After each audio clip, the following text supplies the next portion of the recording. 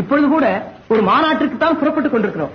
அதோ பழனியில் செப்டம்பர் 17 மதுரை மாவட்ட திராவிட சமுதாய சீர்திருத்த மாநாடு. அறிஞர் அண்ணா மற்றும் முன்னணி வீரர்களும் கலந்து கொள்வார்கள். அனைவரும் வருக.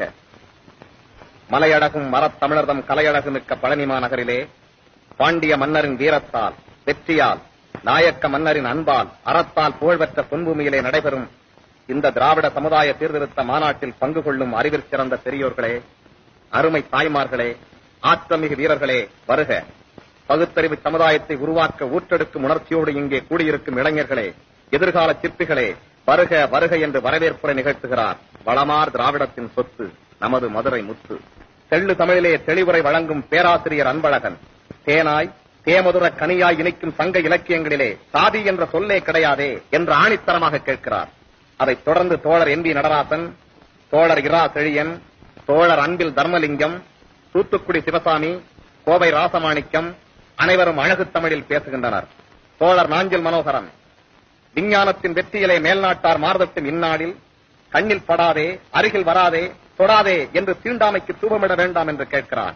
தோழர் பாபு சண்முகம் எம்எல்ஏ, தோழர் பதி பாராளுமன்ற உறுப்பினர் தோழர் தர்மலிங்கம், கலைஞர் கருணாநிதி எம்எல்ஏ, சேரனின் சொந்தக்காரர்களே, பாண்டியனின் பரம்பரையில் வந்தவர்களே, சோழனின் வழித்தோன்றர்களே, கூனாய் குருடாய் வாழ்ந்தது போதும், எழுந்து நில்லுங்கள், ஏறிட்டு சமுதாயத்தை என்கிறார். டி.கே. சீனிவாசன், பொன்னம்பலனார், சிந்தனை சிற்பி சிற்றரசு, அறிவு பாதையில் செல்வோரையே மக்கள் மதிக்கின்றனர் என்று கனல் தரிக்க பேசுகிறார்.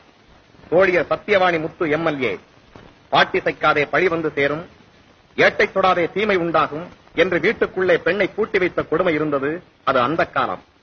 பட்டங்கள் ஆள்வதும் சட்டங்கள் செய்வதும் பாரினில் பெண்கள் நடத்துகின்றார், அது இந்த காலம் என்று கன்னித்தமிழை அள்ளி வைக்கிறார். தோழியர்கள் அலமேலு அப்பாத்துறை, ராஜேஸ்வரி சண்முகம், பொற்செல்வி இளமுருகு பெண்குலத்தின் மேன்மையை எடுத்துரைக்கின்றனர். தோழர்கள் மதியழகன், புரட்சி நடிகர் எம். ஜி. ராமச்சந்திரன். கலைநிலை மட்டும் கலைஞர்களுக்கு தெரிந்தால் போதாது, உலக நிலையையும் அவர்கள் அறிய வேண்டும். மக்களின் இன்ப வாழ்வுக்காக, அறிவு வளர்ச்சிக்கு, சமத்துவத்துக்கு பணியாற்றும் பக்குவத்தை கலைஞர்கள் பெற வேண்டும். பளிங்கு மாளிகைகள், பளபளப்பான கார்கள், சுந்தர சிரிப்பும் சொகுசு வாழ்வு மட்டும் இருந்தால் போதாது, தொண்டாற்ற வேண்டும் என்ற உள்ளம் இருக்க வேண்டும் என்று கலை உலகத்துக்கு அன்பழைப்பு விடுகிறார். நடிப்பிசை புலவர் கே.ஆர். ராமசாமி எம்எல்சி. மக்களுக்கு களிப்பூட்டுவது மட்டுமல்ல, கலை மூலம் அவர்களின் நிலையை, நினைப்பை உயர்த்த முடியும், செப்பனிட்ட சீரான வாழ்வை தர முடியும் என்பதை எடுத்துச் சொல்லுகிறார். நடமாடும் பல்கலைக்கழகம் நாவலர் நெடுஞ்செழியன். அன்பு கழுமிய தோழர்களே, உள்ளம், உரை, உடல் ஆகியவற்றில் உறுதி வேண்டும்.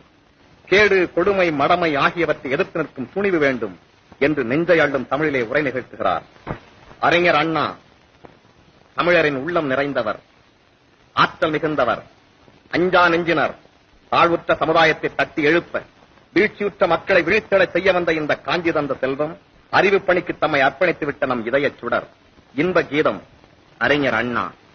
அன்புள்ள தோழர்களே, தாய்மார்களே, சமுதாயத்தை சீர்திருத்த வேண்டிய அவசியத்தை பற்றி பல ஆண்டுகளாகவே நாம் பட்டி தொட்டிகளில் எல்லாம் எடுத்துக் கூறி வருகிறோம். ஜாதி பேதம் கூடாது என்றார் உத்தமர் காந்தியார். ஜாதியே கூடாது என்று வைக்கத்திலே போர் தொடுத்தார்.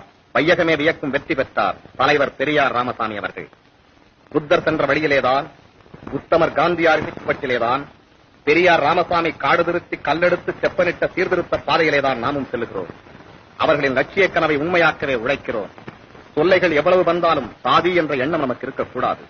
இன்னல்கள் அடுக்கடுக்காய் வந்தாலும் நிலையை மாற்றுவோம். இன்ப சமுதாயம் மலரச் செய்வோம். சிங்க உள்ளம் படைத்த எனது தங்க தம்பிகளே, சாதியற்ற சமுதாயத்தை, சமத்துவம் நிலவும் புதிய சமுதாயத்தை காண